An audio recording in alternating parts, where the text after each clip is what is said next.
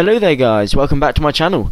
Sorry for the delay of getting a new video out. I've been a bit stressed out recently with life in general, and also I've been struggling to find much content on the latest news and stuff for games and PS4, Xbox, that kind of thing. So it's been a bit hard to push out videos when there's been nothing to talk about. So today I'm just going to do a bit of a random video which I hope you guys enjoy, and I'm going to be talking about my top 10 childhood games, or if you will, retro games to play before you die. Bucket list of games, but they're all retro, kind of older games. The earliest game, the latest game, so the youngest, being for the original Xbox. So none of them for current generation consoles. Most of them are for the PS1, GameCube, or old PCs. Which I'm amazed we're even able to play some of the games I played, considering it was on my grandma's computer, which was very old and slow. It used to take about 10 minutes to turn on when it was new, let alone when it was about 2 years old. So that was interesting. Okay, let's get the ball rolling. In the background, you see I'm playing one of my top 10 favourite games. I would say this is the earliest one, so this is the one I was on about, original Xbox. That is GTA San Andreas. It's the only game I could really get hold of, realistically, that I could record the gameplay for, unless I downloaded videos for it, but I didn't want to do that. So I'm going to put that in the background while you guys listen to my top 10 games. So, you already know one of them, that's GTA San Andreas. These are not really in any order of like my favourite, they're just, I tried to do them in chronological order. Okay, so here we go.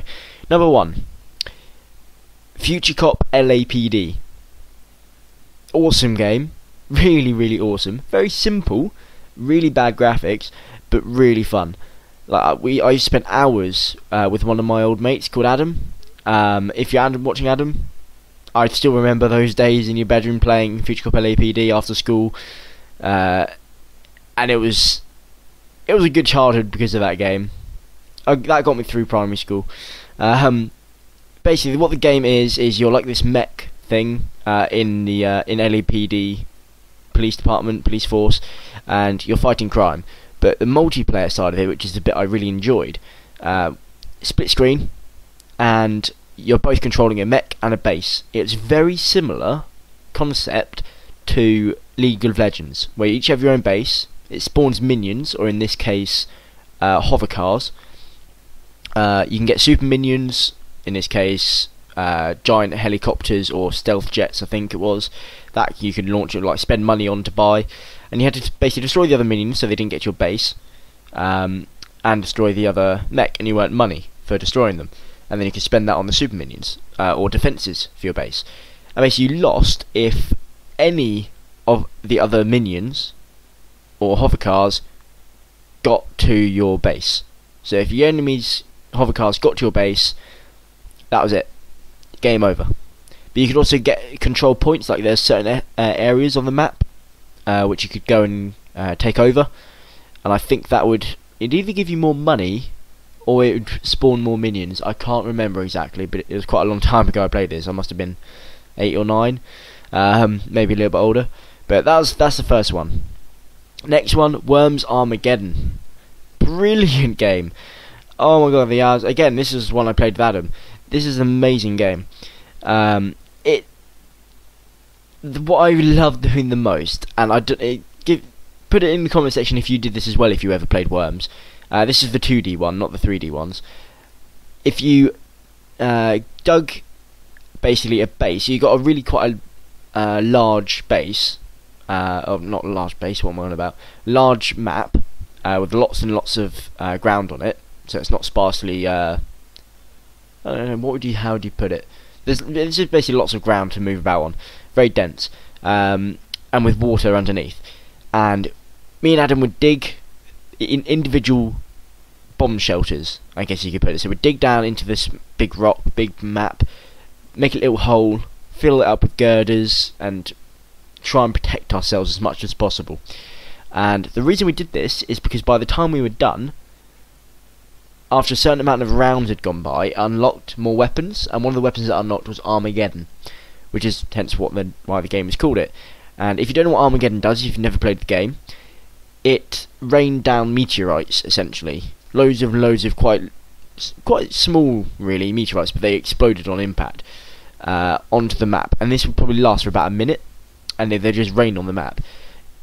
If you were outside, it's very unlikely that any of your worms would have survived, which is why we built the bomb shelters. And we would just have challenges: who built the best shelter, who chose the best location, who would survive. And that was really fun as well. So that's another of my top favourite games. That's Worms Armageddon.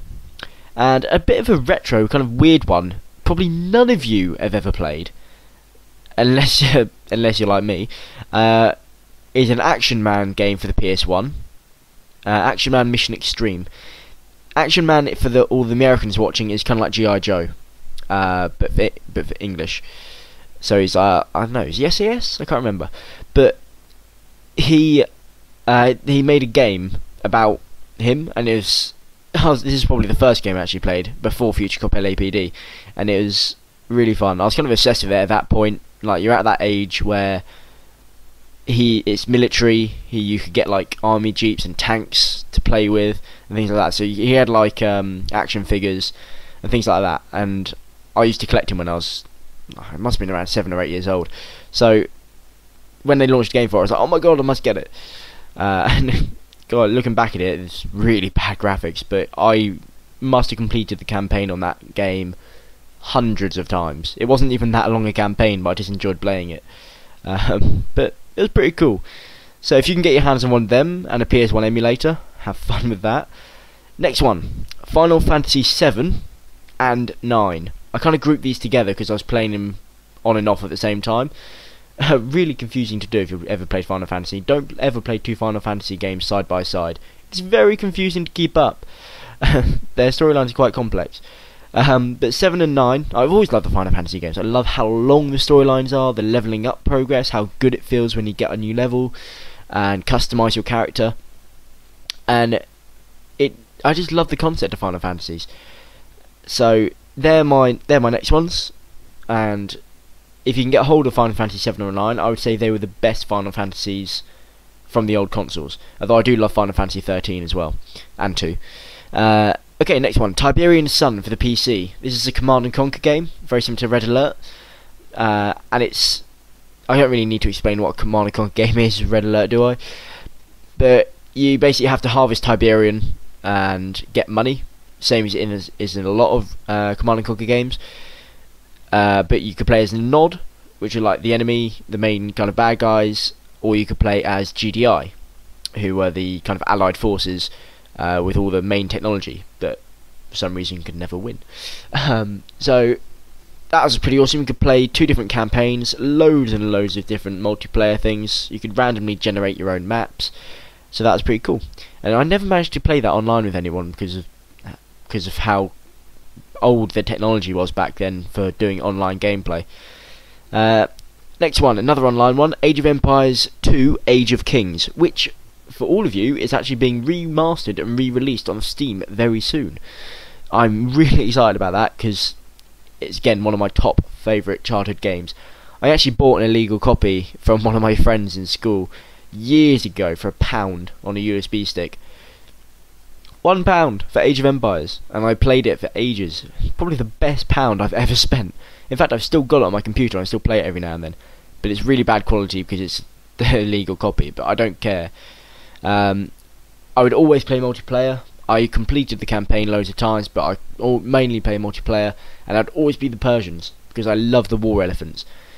And my strategy for Age of Empires is normally build the biggest base possible, build as best defences as possible so that no one can get in while you're building up, and upgrade your units as much as possible, get massive armies, just huge.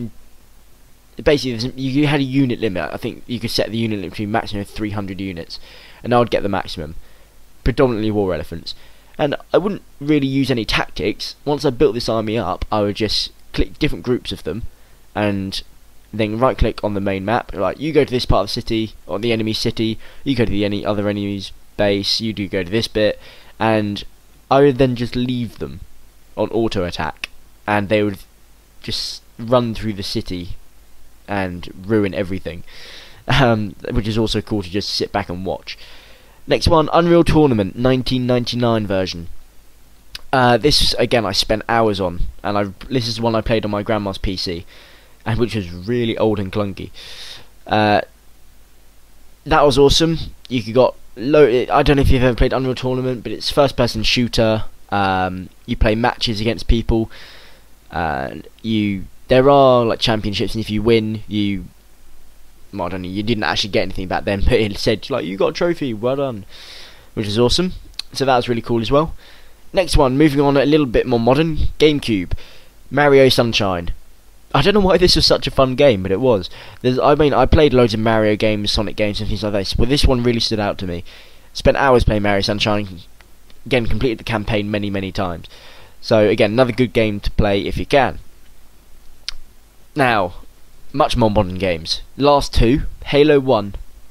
I've talked about this in one of my other videos, but Halo 1 was my first proper love in gaming. It's the reason I bought an original Xbox. I discovered it at an internet cafe kind of thing in my nearest leisure centre while my dad was swimming, and I had to have it. I had to play it, and I've been obsessed with Halo ever since. So that's probably my biggest love in gaming. And I know there's a lot of Halo haters out there, but I don't judge you. I hate FIFA, but I'm not judging people who like it. But I love Halo. So again, that's I'm not going to go any further in that, because I know there are people out there who don't really enjoy me talking about Halo. Okay, last and definitely not least, the one in the background, GTA San Andreas.